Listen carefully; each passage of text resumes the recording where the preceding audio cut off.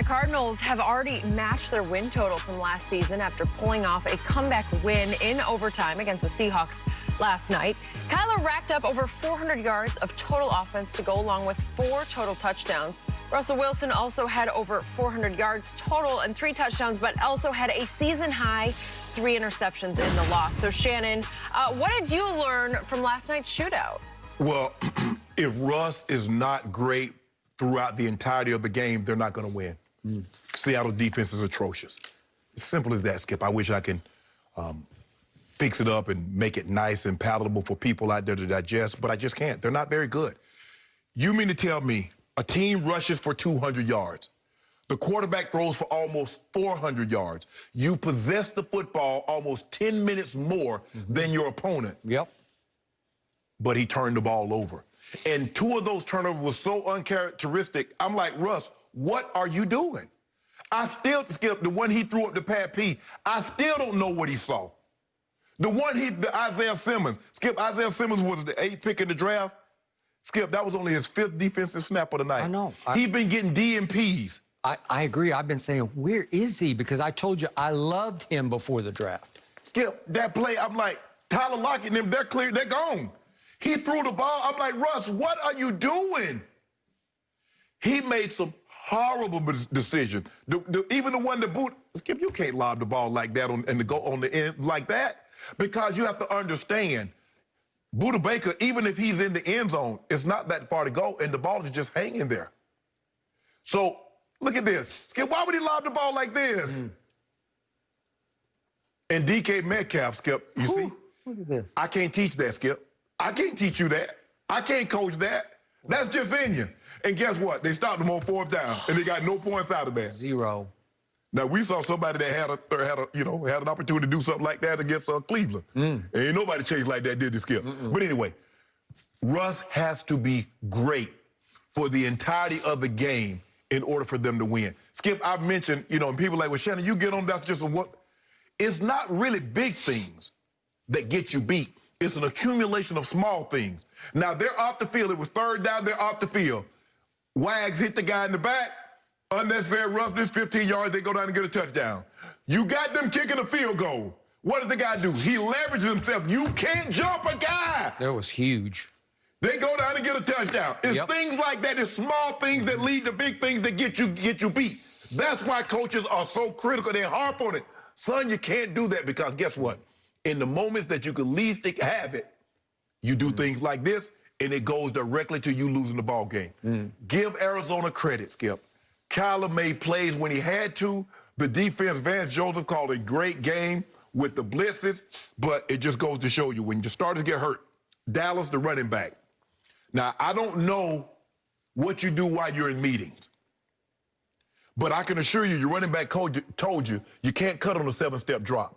He tried to cut the DB. He missed him. The guy hits Russ, throws the ball away.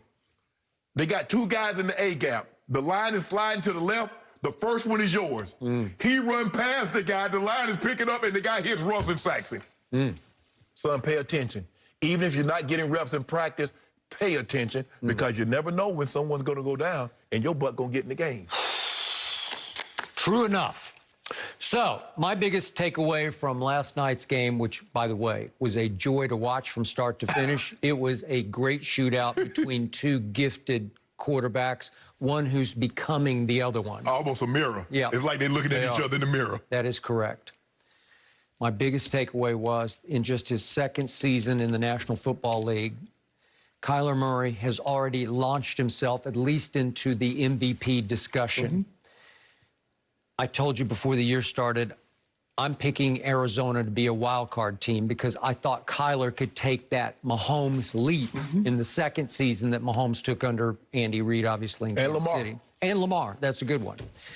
And I believe he is taking that leap. What I love about Kyler Murray has been that he won in high school. He went 42-0 and won 3 Texas state championships. Not easy to do. He was a winner in college at Oklahoma, in which he lifted that team into the national semifinal against St. Nick's defense, Nick Saban, Alabama, and put up 417 combined yards on them without his best receiver, Hollywood Brown, in that game. And last year as a rookie, twice against San Francisco and twice against Seattle, he played his best football. Yeah. It just showed you he rises and he shines against the best teams. And they beat Seattle late in the year last year at Seattle. And don't think he went into this game underconfident, because he was very confident from the start. Yeah. And yet, to your point, DK Metcalf has to be pound for pound the fastest man in the league. And I'm talking about pound for pound because I think he weighs like 240 to be able to run like that. We have never seen that before, right? He's basically Calvin Johnson. Yeah. That's what he is. He's Calvin. They're about the same size. I think they're about the same height, weigh the same. I think Calvin weighed 238 coming out. I think Metcalf is 240. Possible he's a touch faster than Calvin? It's close. Yeah, it's close. Okay. I think they both ran like 4.37. Is he Ruggs, because Ruggs is so much smaller? Probably not. No. He couldn't beat Ruggs for 40 yards. Yeah, no. But the effort that is required there, the desire, the want to, the guts to just say, I will not give this up. You want to talk about a chase down? That's a chase down. And Buda Baker, it's not like Buda Baker's a defensive lineman, Skip.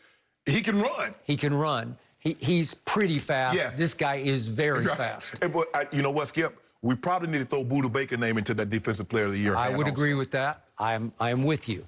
Yet, to your point, not only does he chase him down and stop him, but they go 4 downs and can't get it in the end zone. And usually when that happens, you're probably going to lose. Yes. And usually when your kicker, Zane Gonzalez, misses the winning field goal in overtime, usually you're going to lose the game.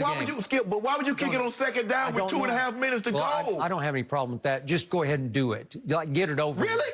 Yeah, because that's a Jimmy Johnson special. I learned that under Jimmy. So many bad things can happen. Don't mess with it anymore. Because one time, Emmett, early in Jimmy's regime in the 90s, he fumbled away a game at Houston. It was when they were the Oilers. The Oilers. Yeah, they're the Astrodome. Yeah, it was in the Astrodome. He fumbled away a chance where they were in chip shot field goal range, and they gave it to Emmett, and he fumbled. Right. Okay, so you want to go ahead and kick it in case it gets blocked, and then you recover it. I think you scared them, Skip, because they got tackled for a loss. They lost 5 yards. They lost 5 yards. I think okay, done. We're done. Yeah. Let's do it. But then they called timeout because the clock was down, so you didn't get the field goal team on the field. Right. And he goes ahead and kicks it and makes it, and then he's got to kick it again. Right. And I disagree with that whole premise that sometimes they like a warm-up. Well, he didn't need a warm-up because he just duck hooks the next that was the thing. All you had to it's like they overcompensate. All you had to do is just go through the same motion you just did. He didn't kick it the same way. It's like, bruh, it's like as soon as it left your body, like, you hooked this one. Yeah, okay. So he got a reprieve. He got a second shot, and he made it. And he got the reprieve because of Isaiah Simmons. Yes. Every time I watched Clemson last year, he just leaped off my screen. So help me out. I don't know what they're doing. I don't know what he's not doing, if he just doesn't grasp the scheme or whatever. But there's some reason they have not been playing him. He was a huge reason I picked them to win a wild card. Because I thought he would be all over the field the way he was at Clemson, unless you told me he couldn't find a position. But that was classic. That's him. That's what he made last night was the play that he made in Clemson that got him I think he was the Buckets Award winner last year. That's what got him that award, was making plays like that. It was basically a zone blitz because he just backed out from the line of scrimmage. And how Russ didn't see it, I still don't know what Russ saw, Skip. Isaiah Simmons is rangy. Yes. Because he's about 6'. He looks like he's about 6'4", 6'5". He's in 6'4" range. Yeah. And he can fly. And so he is retreating, and Russ just didn't get it up over the top, and that was ball game. Even if he got it over the top, look at the guy. They got it back to him. Who is he throwing it to? If he gets it over, the safety is coming, and he's going to pick it. Yep. Because nobody's looking. Nobody's looking. Nope. Whew. And then, to Kyler's credit, he goes ahead and makes a couple of plays that gets them back in field goal range. They had a situation where they run the jailbreak screen, and DK Metcalf is out the house. And he got a holding. More guys. He held, too. He held. Yep. Skip. They teach you when you're in the open field like that, do what Tyler Lockett did. You see Tyler Lockett throw? He cut Peterson. That's what you do. Because, Skip, all you want to do is make him get his hands down. If you get him off his feet, fine. But just get his hands down. That's too long for you to try to hold in an open field. Because he sees the ball. You don't see which way he's going. Yep. So when he starts to go, your instinct is to pull in. That cost them the game because that was the game. That was the game. Yep. That's why open field, throw. So for me, Kyler was a winner in high school, a winner in college, and I believe he's going to be a big winner in pro football. Here he comes. The biggest offseason move next to Brady was DeAndre Hopkins. It's a big one. It's huge. It wrecked one team and made the other team. Yep. Yep, I agree.